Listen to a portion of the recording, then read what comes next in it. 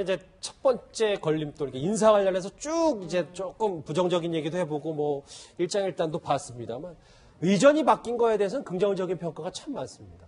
바로 저런 것 때문에 한국당이 지금 너무 당혹스럽고 당황스럽고 답이 안 나오는 거예요, 지금.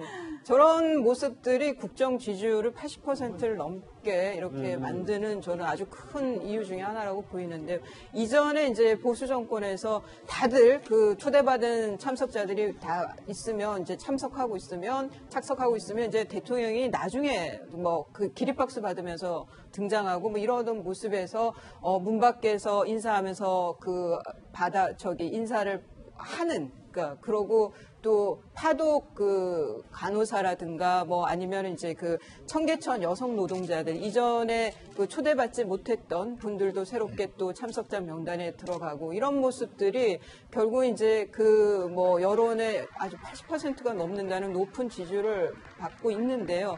글쎄, 지금, 저런 모습들은 정말 긍정적이라고 보이고요. 다만 이제 저런 모습에서 안에 정말 내실이 있고 실력 있는 모습이, 곁들여져야 그 지지율이 그대로 이어지지 않을까 생각이 듭니다. 최근 문재인 대통령이 한미연합사를 방문했을 때도 한 장면이 많이 화제가 되고 있습니다. 영상 같이 보시죠. 2015년 일특전대단 방문을 하셨을 때 정관섭 예. 15년 야당 대기실에 오셨을 때 그대 안내와 소개를 맡았었고, 대통령님 그때 왔다 다녀가시고 응원해 주시고 해가지고 잘 돼서 진급해서 이렇게 연합사에 와서 그때 상사였다가 지금 줄이고. 예, 그렇습니다. 예, 그렇습니다. 대통령님 너무. 네, 이 영상이 화제가 되면서 누리꾼들의 관심도 참 많았는데 대부분이 다 이제 흐뭇하다 이런 반응들이었는데, 저는 한 가지 눈에 들어온 댓글이 연기를 좀 더 잘했어야 뭐 이런 댓글들도 있더라고요. 근데 사실 저는 그 장면을 보고 연기라고는 생각이 들지 않았어요. 왜냐하면 13일 날 방문했던 일에서 일어났던 것인데, 이분이 그 당시에 예전에 민주당 대표 시절에 방문했었을 때 본인에게 안내해줬던 장병이 지금은 승진을 해서 거기 딱 있으니까 일공특수 일공수 이렇게 말한 거 아니겠습니까? 근데 그것을 단순히 모르는데 막 아는 척하면서 말하는 것 다 있다라고 말하기 좀 곤란한 부분이 있는 것 같고, 원래 기억력이 좀 좋으신 편이기 때문에 또 그리고 되게 반가웠기 때문에 아마 이런 표현을 하신 것 같은데, 그럼에도 불구하고 우리가 일반적으로 생각하기에 예전에 2년 전에 한번 나를 스쳐갔는데 어떻게 나를 기억하지? 사실 그 부분도 좀 의심스럽긴 해요. 근데 그럼에도 불구하고 이 문 대통령이 지금 보여주는 행보나 그분이 가지고 있는 따뜻한 마음씨를 생각해 본다면은, 저는 이런 그 상황에서 있었던 일 같은 경우에는 정말로 본인이 너무 반가워서 아무런 계산 없이 그렇게 나온 행동이 아니었을까 생각이 들고요. 그 일공수 그분은 얼마나 기분이 좋았을까. 그러게요. 그래서 한꺼번에 해봅니다. 그렇습니다. 일부에서 그런 의심의 이야기를 한다지만 사실은 정치에는 수많은 사람을 만나지 않습니까? 예. 잘 기억 못하는 게 맞습니다. 그러나 이제 아무리 많은 사람을 만나도 또 기억이 나는 사람이 있어요.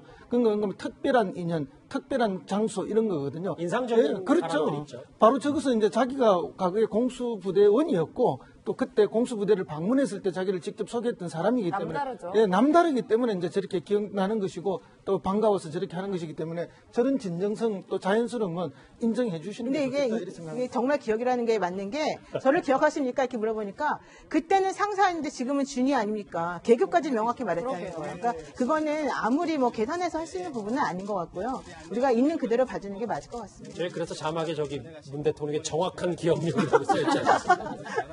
이현정이. 네. 모르겠어요. 의전도 많이 달라졌고, 특히 오늘 한 보도가 나와서 물론 사실관계가 바로잡히긴 했지만 전역한 병사에게 1,000만 원을 지원하게 주겠다. 이런 어찌 보면은 좀 많이 이슈가 될 만한 소식들이 있긴 있었어요. 그렇죠. 바로 국방부에서 이제 이 보도에 대해서는 일단 부인을 했습니다. 근데 지금 일단 군인들의 어떤 임금 인상, 임금이라고 할까요? 어떤 인상에 대해서는 일단 이 정부가 굉장히 적극적으로 지금 하고 있습니다. 왜냐하면 지금 현재 병장들 같은 경우 월 한 21만 원 정도 지금 받고 있는데, 이걸 한 88% 정도 인상을 해서 40만 원 선까지 일단 올라가도록 인상을 할 예정이죠.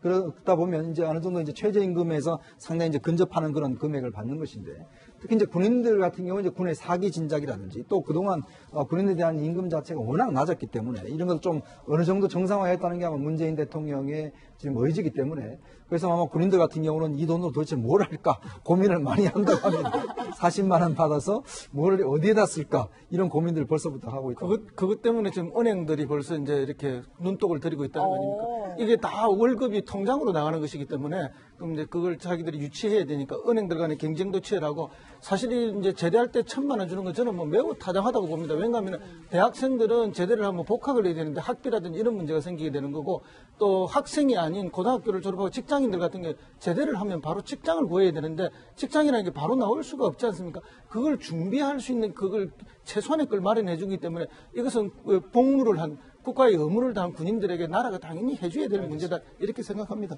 저도 군대를 오래 갈 걸 그랬어요. 뭐 여러 가지 어쨌든 군인에 대한 여러 가지 처우 개선도 이 문 대통령의 핵심 공약 중에 하나입니다. 자, 이제부터는 문 대통령 중심의 정치권 얘기를 쭉 짚어봤다면 이 주제 많이 기다리셨을 겁니다. 마지막 주제 바로 확인해 봅니다.